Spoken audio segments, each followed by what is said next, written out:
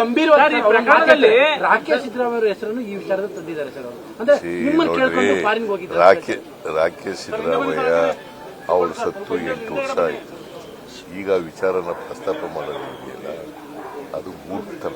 ಆ issue different, ರಾಜಕೀಯಕ್ಕೋಸ್ಕರ ಮಾಡ್ತಕ್ಕಂಥದ್ದು. ಅವರು 2016ರಲ್ಲಿ ಸತ್ತೋದ. ಎಷ್ಟನೇದು ಇಷ್ಟು ಈಗ ಅದಕ್ಕೂ ಇದಕ್ಕೂ ಸಂಬಂಧ ಇದೆ.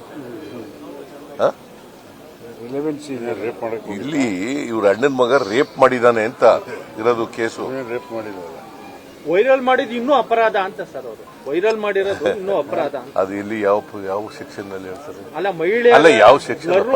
ಇಂಡಿಯನ್ ಪೀನಲ್ ಕೋಡ್ ನಲ್ಲಿ ಯಾವ ಸೆಕ್ಷನ್ ಹೇಳ್ತದೆ?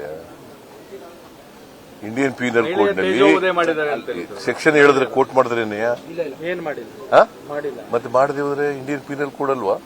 ಅದ್ರ ಪ್ರಕಾರ ತಾನೇ ಶಿಕ್ಷೆ ಕೊಡೋದು. ಯಾವ ಸೆಕ್ಷನ್ ಅಡಿನಲ್ಲಿ ಕುಮಾರಸ್ವಾಮಿ ಹೇಳೋದು ಹೇಳ್ತಾ ಇದ್ದಾರೆ.